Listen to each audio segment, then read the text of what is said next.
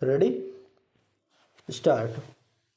गुटनिरपेक्षता उन गुटनिरपेक्ष देशों की विदेश नीति का हिस्सा है जिन देशों में ना तो पूंजीवादी भक्ति और ना ही समाजवादी शक्ति का साथ दिया। इसका उद्देश्य आपस में शांति, स्वतंत्रता एवं सामूहिक सहभागिता है। गुटनिरपेक्ष आंदोलन में भारत के पंडित जवाहरलाल नेहरू, युगोस्लाविया के मार्शल टीटी, मिस्र के जमान अब्दुल जाफिर, इंडोनेशिया के सुरफनो तथा घाना के क्यूबो नक्रुमा की भूमिका प्रमुख थी। इन सब के प्रयासों से 1961 में 25 सदस्यीय गुटनिरपेक्ष राष्ट्रों की कुल जनसंख्या विश्व जनसंख्या की लगभग 1/3 थी। इसलिए इन्हें द्वितीय शक्ति की संज्ञा दी गई थी।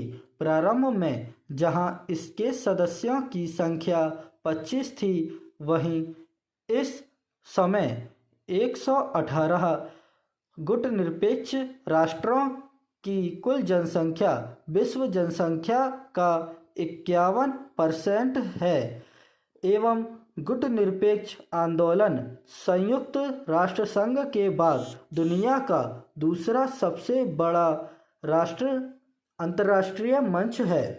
गुटनिरपेक्ष आंदोलन की शुरुआत विश्व के 2 महाशक्तियों से अलग रहकर अपने हितों की रक्षा करने के दृष्टिकोण में दुनिया के नए स्वतंत्र हुए राष्ट्रों द्वारा किया गया था।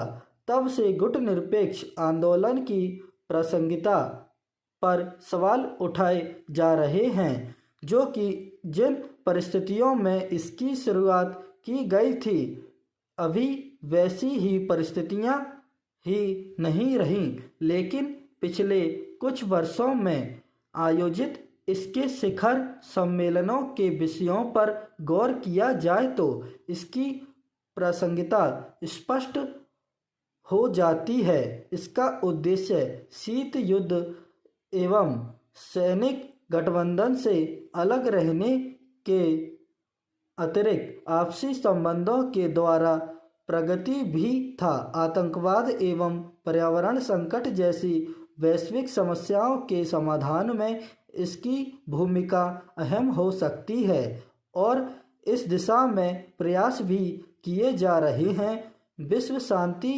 एवं सह अस्तित्व की गुटनिरपेक्ष आंदोलन के उद्देश्यों में शामिल था, जिसके लिए गुटनिरपेक्ष राष्ट्रों को साथ मिलकर काम करना ही होगा।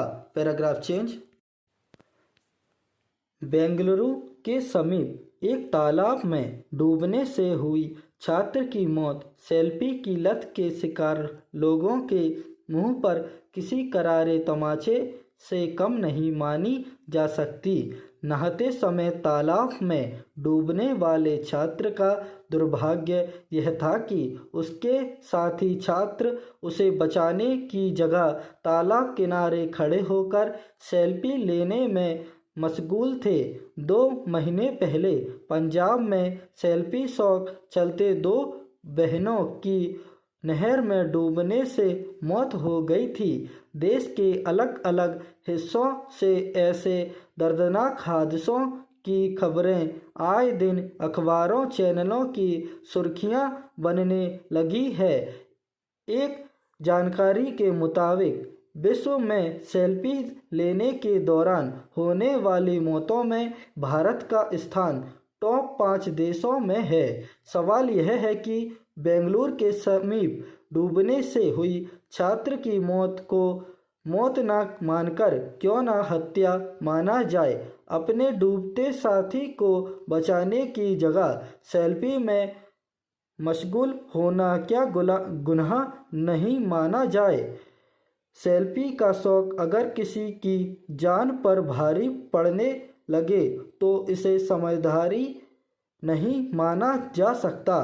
आधुनिक तकनीक और स्मार्टफोनों के बढ़ते चलन में दूसरे देशों के मुकाबले भारत में सेल्फी की बीमारी महामारी का रूप लेती जा रही है।